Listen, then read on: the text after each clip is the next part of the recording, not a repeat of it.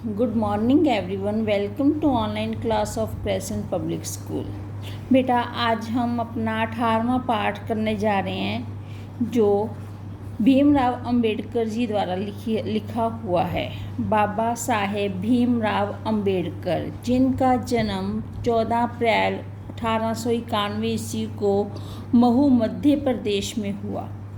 ये एक ऐसी महान शख्सियत हैं जिन्होंने हमारे संविधान की रचना की। इनको संविधान निर्माता के नाम से हम जानते हैं, अर्थात संविधान में उन्होंने अपनी संविधान बनाने में अपनी महत्वपूर्ण भूमिका निभाई। भीमराव अंबेडकर जी जो 1891 ईस्वी में पैदा हुए, उस समय यहाँ पर जाति धर्म के आधार पर काफ़ी भेदभाव था, श्रम विभाजन था। उनका मानना था कि श्रम विभाजन नहीं होना चाहिए, क्योंकि उस समय जो भी माता पिता काम करते थे वही बच्चों को काम दिया जाता था। उसके अलावा वो अपना कोई भी काम अपनी मर्जी से नहीं कर सकते थे। तो भीमराव अंबेडकर जी इसके खिलाफ थे। उनका ये है कि इससे हम अपने समाज में एकता स्थापित नहीं कर सकते। इससे जाति प्रथा के कारण बेरोजगारी और भूखमरी बढ़ती है, क्योंकि अगर माता पिता जो काम करते हैं बच्चों को वो काम आता है तो ठीक है, और उसके अलावा वो और काम नहीं कर पाते, जिससे वो बेरोजगार हो जाते हैं। और ज़रूरी नहीं है कि एक जो पिता काम करता है वही काम बच्चा भी करे। उनका ये मानना था कि हमें गरीबी और भूखमरी को दूर करने के लिए मिलजुल कर काम करना है, देश को आगे बढ़ाना है। और देश को आगे बढ़ाने के लिए हमें बहुत सारे एहतियात की ज़रूरत है। तो उन्होंने अपने बहुत सारा राइटिंग कार्य किया, बहुत सारी उन्होंने अपनी लेखन कार्य किया, जिसमें उन्होंने भारत को आगे बढ़ाने के लिए महत्वपूर्ण योगदान दिया। तो बाबा साहेब फाल्के ने उनका जो एक बाबा साहेब अम्बेडकर संपूर्ण वाङ्मय है वो 21 खंडों में प्रकाशित हो चुका है। तो इसलिए इनको ये अपने समय के शुरू से ही इनके साथ श्रम विभाजन और जाति के आधार पर भेदभाव किया गया, और ये बड़े होकर इनको कहा गया कि तुम क्या बनना चाहते हो। इनके शिक्षक ने एक बार पूछा कि तुम क्या बनना चाहते हो, तो उन्होंने कहा मैं पढ़ लिख कर वकील बनूंगा, अछूतों के लिए नया कानून बनाऊंगा और छुआछूत को ख़त्म कर दूंगा। अर्थात उन्होंने बचपन में ही इस गरीबी को भोगा था। गरीबी के साथ साथ उनके जात जो अछूतों का, क्योंकि ये छोटी जाति में पैदा हुए तो अछूतों जैसा व्यवहार किया जाता था। तो इन्होंने कहा कि मैं छुआछूत को ख़त्म करना चाहता हूँ। इसलिए इन्होंने 2 प्रकार के इसमें अपने लेख प्रस्तुत किए हैं। एक तो श्रम विभाजन और जाति प्रथा, और दूसरा इसमें है मेरी कल्पना का आदर्श समाज। तो आज हम श्रम और जाति प्रथा करने जा रहे हैं, जिसमें उन्होंने कहा है कि ये विडंबना की बात है कि इस युग में भी जातिवाद के पोषकों की कमी नहीं है। कि वो कहते हैं कि ये हमारे लिए दुर्भाग्य की बात है कि आज के समाज में भी ऐसे लोगों की कमी नहीं है जो जातिवाद को बढ़ावा देते हैं। इसके पोषक कई आधारों पर इसका समर्थन करते हैं।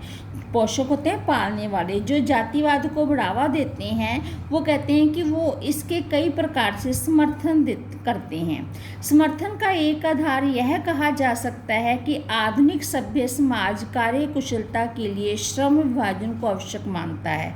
और वो कहते हैं कि इसका सबसे बड़ा जो समर्थन, इसका रीज़न देते हैं, इसका कारण देते हैं, वो कहते हैं कि जो कार्य कुशलता है वो आवश्यक है, कि श्रम विभाजन के अनुसार कार्य कुशलता होनी चाहिए। चूँकि जाति प्रथा भी श्रम विभाजन का ही दूसरा रूप है, क्योंकि जाति प्रथा श्रम विभाजन का रूप है, तो श्रम विभाजन जो है वो कार्य कुशलता के आधार पर ही होना चाहिए। इसलिए इसमें कोई बुराई नहीं है। और वो कहते हैं कि अगर श्रम विभाजन किया जाता है, जाति प्रथा का बोलबाला है, तो इसमें कोई बुराई नहीं है, ये समाज और देश के अनुसार है। इस तर्क के संबंधों में पहली बात तो यही आपत्तिजनक है कि जाति प्रथा श्रम श्रम विभाजन के साथ साथ श्रमिक विभाजन का भी रूप लिए हुए है। वो कहते हैं कि सबसे बड़ी आपत्ति इस पर अगर ऑब्जेक्शन करें तो ऑब्जेक्शन की बात तो ये है कि जाति प्रथा और श्रम विभाजन जो है वो अपने साथ साथ श्रमिक विभाजन, श्रमिक मीन्स पर्सन्स डिफरेंसेस का भी रूप लिए हुए है कि इसमें सिर्फ श्रम विभाजन नहीं बांटा जाता, इसमें इंसानों को भी बांटा जाता है कि कौन सा इंसान क्या काम करेगा। तो इसमें इसलिए ये श्रमिक विभाजन भी है। श्रमिक मीन्स लेबर पर्सन, जो मजदूरों का विभाजन का रूप भी ये बन गया है। श्रम विभाजन निश्चय ही सभ्य समाज की आवश्यकता है, परंतु किसी भी सभ्य समाज में श्रम विभाजन की व्यवस्था श्रमिकों का विभिन्न वर्गों में अस्वाभाविक विभाजन नहीं करती। वो कहते हैं कि चाहे समाज में श्रम विभाजन की आवश्यकता है, लेकिन जो ये श्रमिकों का विभिन्न वर्गों में अस्वाभाविक विभाजन नहीं करती, कि ये गलत है। भारत की जाति प्रथा की एक और विशेषता यह है कि यह श्रमिकों का अस्वाभाविक विभाजन ही नहीं करती, बल्कि विभाजित विभिन्न वर्गों को एक दूसरे की अपेक्षा ऊंच नीच भी करार कर देती है, जो कि विश्व के किसी भी समाज में नहीं पाया जाता। क्योंकि वो कहते हैं कि इसमें जाति प्रथा के आधार पर भेदभाव हो जाता है, कार्यकुशलता के आधार पर भेदभाव हो जाता है, लेकिन इसमें जो ज़्यादा चिंता की बात ये है कि इसमें सिर्फ श्रमिक विभाजन ही नहीं किया जाता, बल्कि इसके साथ साथ कई ऐसे वर्ग हैं जो ऊंच नीच को भी बढ़ावा दे रहे हैं कि तुम ऊंचे कुल के हो, तुम ये काम कर सकते हो, तुम नीचे कुल के हो, तुम ऐसा काम नहीं कर सकते, जिसके कारण ये विश्व की बहुत बड़ी समस्या बन गई है। और ये समस्या सिर्फ भारत में ही पाई जाती है।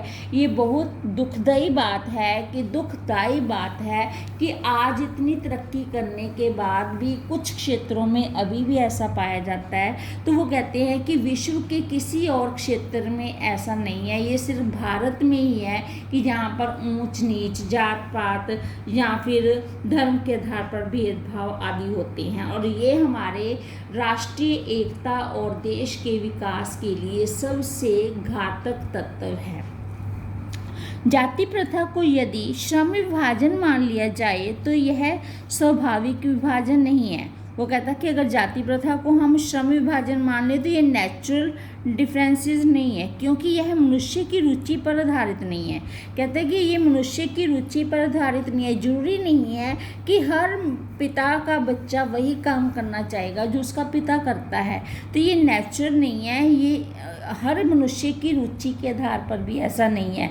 ऐसा नहीं हो सकता कि सभी के सभी वही करना चाहते हैं। कुशल व्यक्ति या सक्षम श्रमिक समाज का निर्माण करने के लिए यह आवश्यक है कि हम व्यक्तियों की क्षमता इस सीमा तक विकसित करें जिससे वह अपना पेशा या कार्य का चुनाव स्वयं कर सकें। वो कहते हैं कि हमें खुद ये निर्धारित नहीं करना चाहिए कि कौन क्या करेगा, हमें लोगों को सक्षम बनाना चाहिए। जो लोग कार्य करते हैं वो खुद इस लेवल तक सक्षम हो जाएं कि वो खुद चयन कर सके, खुद चूज कर सके कि उसके लिए क्या काम सही है और वो कौन सा काम करेगा। इस सिद्धांत के विपरीत जाति प्रथा का दूषित सिद्धांत यह है कि इससे मनुष्य के प्रशिक्षण अथवा उसकी निजी क्षमता का विचार किए बिना दूसरे ही दृष्टिकोण जैसे माता पिता के सामाजिक स्तर के अनुसार पहले से ही अर्थात गर्भधारण के समय ही मनुष्य का पेशा निर्धारित कर दिया जाता था। वो कहते हैं कि ये प्रशिक्षण जो है वो निजी क्षमता का विचार लिए हुए है, लेकिन इससे पहले क्या होता था कि बच्चा गर्भ में होता था तो उसका जो पेशा निर्धारण है उसकी माँ के गर्भ में ही कर दिया जाता था कि अगर इसका पिता ये काम करता है तो बच्चा यही काम करेगा, और वो बिल्कुल सर्वथा अनुचित था। जाति प्रथा पेशे का दोषपूर्ण पुनर्निर्धारण ही नहीं बल्कि मनुष्य को जीवन भर के लिए एक पेशे से बांध भी देती है। वो कहते हैं कि इसका दोष सबसे क्या है, सबसे बड़ा दोष है कि इसको एक पेशे से बांध देती है, और दूसरा कि इससे मनुष्य जीवन भर फंस कर रह जाता है, वो चाहकर भी अपना पेशा नहीं बदल पाता। भले ही पेशा अनुपयुक्त या अपर्याप्त होने के कारण वह भूखा मर जाए। चाहे उसका काम चले ना चले, वो चाहे भूखा मर जाए, चाहे वो उसके लिए उपयुक्त नहीं है, वो उसमें सक्षम भी नहीं है, लेकिन फिर भी वो चाहे भूखा मर जाए, लेकिन वो अपना पेशा नहीं बदल सकता था। ये उसकी दोषपूर्ण नीति थी या ये उसके दोष थे। आधुनिक युग में यह स्थिति प्राय आती है क्योंकि उद्योग धंधों की प्रक्रिया एवं तकनीक में निरंतर विकास और कभी कभी अकस्मात परिवर्तन हो जाता है। और वो कहते हैं कि ये तो पहले की स्थिति थी, लेकिन आजकल की स्थिति में क्या परिवर्तन आता है कि उद्योग धंधों में कोई तकनीक या प्रक्रिया का विकास हो जाता है और वो अचानक अचानक उसमें परिवर्तन हो जाते हैं, जिसके कारण मनुष्य को अपना पेशा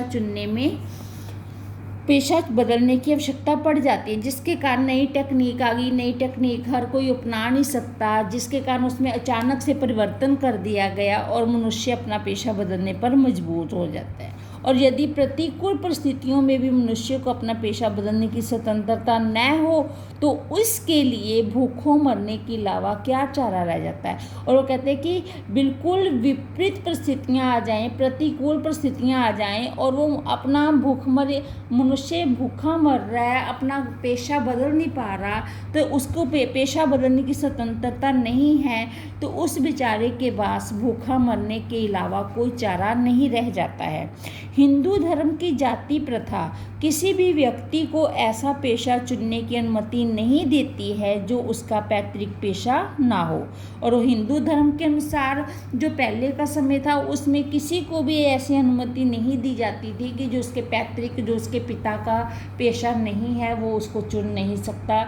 जो पिता का पेशा होता था, काम होता था, वही काम ही बच्चों को करना पड़ता था, भले ही वह उसमें पारंगत में चाहे उसमें सक्षम ना हो। इस प्रकार पेशा परिवर्तन की अनुमति न देकर जाति प्रथा भारत में बेरोजगारी का एक प्रमुख और प्रत्यक्ष कारण बनी हुई है। और वो कहते हैं कि पेशा चुनने की जो हमने परमिशन नहीं दी हुई है, इसके कारण ही आज भारत में जाति प्रथा के साथ साथ बेरोजगारी भी बढ़ती जा रही है। और ये हमारे सामने प्रत्यक्ष है, हमारे सामने सबूत के रूप में है कि इसी के कारण बेरोजगारी और जाति प्रथा बढ़ती जा रही है। इस प्रकार हम देखते हैं कि श्रम विभाजन की दृष्टि से भी जाति प्रथा गंभीर दोषों से युक्त है। वो कहते हैं कि इस प्रकार हम देखते हैं कि श्रम विभाजन की दृष्टि से भी जाति प्रथा गंभीर दोषों से युक्त है, कि इसमें जाति प्रथा में भी कई दोष पाए जाते हैं। जाति प्रथा का श्रम विभाजन मनुष्य की स्वेच्छा पर निर्भर नहीं रहता। जाति प्रथा का श्रम विभाजन जो है, जातियों के अनुसार जो उनको काम दिए जाते हैं वो उनकी स्वेच्छा स्वयं इच्छा, खुद की इच्छा पर निर्भर नहीं रहता। मनुष्य की व्यक्तिगत भावना तथा व्यक्तिगत रुचि का इसमें कोई स्थान या महत्व नहीं रहता कि मनुष्य उसको करना चाहता है या नहीं चाहता, उसकी भावना है या नहीं है, तो इसमें उसका कोई रोल नहीं है। ये क्या है, जो उसके पिता का है वो उसको करना पड़ता है उसके अनुसार। पूर्व लेख ही इसका आधार है। इसके आधार पर हमें यह स्वीकार करना पड़ेगा कि आज के उद्योगों में गरीबी और उत्पीड़न इतनी बड़ी समस्या नहीं जितनी यह है कि बहुत से लोग निर्धारित कार्य को अरुचि के साथ केवल विवशतावश करते हैं। और वो कहते हैं कि आज का ये युग है, उसमें बहुत सारे लोग अपने कार्य को विवशतावश करते हैं, अरुचि से करते हैं, इंटरेस्ट से नहीं करते। उसका सबसे बड़ा यही कारण है कि उनको पेशा चुनने की अनुमति नहीं है। ऐसी स्थिति स्वभावत मनुष्य को दुर्भावना से ग्रस्त रहकर टालू काम करने और कम काम करने के लिए प्रेरित करती है। और जो ऐसी स्थिति है कि वो मजबूरी से अपनी रुचि से काम करेगा, रुचि से काम नहीं कर सकता, इसका एक ही रिजल्ट हो सकता है कि वो अपनी दुर्भावना से ग्रस्त रहकर इसमें चालू काम करेगा और कम काम करेगा। चालू भी काम करेगा और कम भी करेगा, क्योंकि उसका इंटरेस्ट ही नहीं है, वो मजबूरी में कर रहा है, तो उस काम को टाइम पास के लिए करेगा, चालू भी करेगा और मजबूरी में भी करेगा। ऐसी स्थिति में जहाँ काम करने वालों का न दिल ना दिल लगता है ना दिमाग, कोई कुशलता कैसे प्राप्त की जा सकती है कि जिस काम को करने में उसका ना तो दिल साथ दे रहा है ना ही उसका दिमाग साथ दे रहा है, तो उस काम में वो सफल कैसे हो सकता है, वो उसमें सफलता कैसे प्राप्त कर सकता है। अतः यह निर्विवाद रूप से सिद्ध हो जाता है। निर्विवाद में जिसमें कोई विवाद ना हो, निर्विवाद रूप से सिद्ध हो जाता है कि आर्थिक पहलू से भी जाति प्रथा हानिकारक प्रथा है।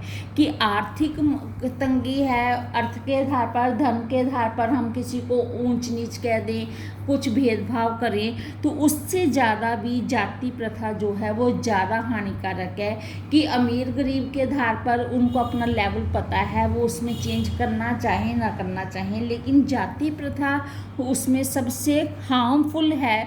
ये सभी लोगों के सिर्फ मन पर ही नहीं, दिल और दिमाग पर भी अपनी दस्तक देती है कि तुम जाति के कारण पिछड़े हो, तुम्हारी जाति अच्छी नहीं है, तुम ये नहीं कर सकते। इस प्रकार से वो उसके मन मस्तिष्क पर भी प्रभाव डालता है, क्योंकि वह मनुष्य की स्वाभाविक प्रेरणा, रुचि एवं आत्मविश्वास को दबाकर उन्हें अस्वाभाविक नियमों को जकड़कर निष्क्रिय बना देती है। क्योंकि वो कहते हैं कि इसमें उनकी प्रेरणा नहीं होती, उसमें उनकी प्रेरणा रुचि नहीं है, आत्मशक्ति नहीं है, इन दोनों को दबा दिया जाता है। उनकी प्रेरणा को भी दबा दिया जाता है और आत्मशक्ति को भी दबा दिया जाता है, और अस्वाभाविक नियमों में जकड़कर उनको ऐसे नियमों में जकड़ दिया जाता है जो नेचुरल नहीं है, और उसके कारण वो क्या है, निष्क्रिय हो जाते हैं। वो अच्छी तरह से अपना काम नहीं कर पाते और अपने जीवन में सफल नहीं हो पाते। तो इसलिए लेखक ने यहाँ पे कहा है कि जो जातिवाद है, श्रम विभाजन और जाति प्रथा है, ये हमारे समाज के लिए एक कलंक है, और इसके आधार पर चयन करना, कार्य का चयन करना सर्वथा अनुचित है। हमें कार्य का चयन लोगों की रुचि और उनकी सक्षमता के आधार पर करना चाहिए, कि जो व्यक्ति जिस कार्य को करने में सक्षम है उसको वही कार्य देना चाहिए, ताकि वो उसको दिल और दिमाग से करे, इंटरेस्ट से करे, जिससे वो खुद का भी भला कर सके और दूसरों का भी भला कर सके। अगर कोई काम मजबूरी में होता है तो उसका उतना अच्छा रिजल्ट या उसकी सफलता अच्छी नहीं होती है, उसका परिणाम अच्छा नहीं होता है। इसलिए लेखक ने कहा है कि हमें कार्य को पूर्ण रूप से सफल बनाने के लिए व्यक्तियों को उनकी योग्यता के अनुसार कार्य देना चाहिए, और श्रम विभाजन और जाति प्रथा को खत्म करना चाहिए। एक व्यक्ति के जीवन में, अर्थात अच्छे समाज के लिए, अच्छी देश को विकसित करने के लिए इन चीज़ों का कोई भी योगदान नहीं है। ये सिर्फ हमारे रास्ते के मार्ग में बाधक बनते हैं, जिसके कारण ना तो हम खुद विकास कर पाते हैं और ना ही अपने देश को आगे ले जा पाते हैं। धन्यवाद। आशा है आपको समझ आ गई होगी। अगली वीडियो में हम करेंगे मेरी कल्पना का आदर्श समाज की। उन्होंने कैसे समाज की कल्पना की थी। उन्होंने ऐसे समाज की कल्पना की थी जिसमें स्वतंत्रता हो, समानता हो और भाईचारा हो, किसी आधार पर कोई भेदभाव ना हो। वो हम अगली वीडियो में करेंगे।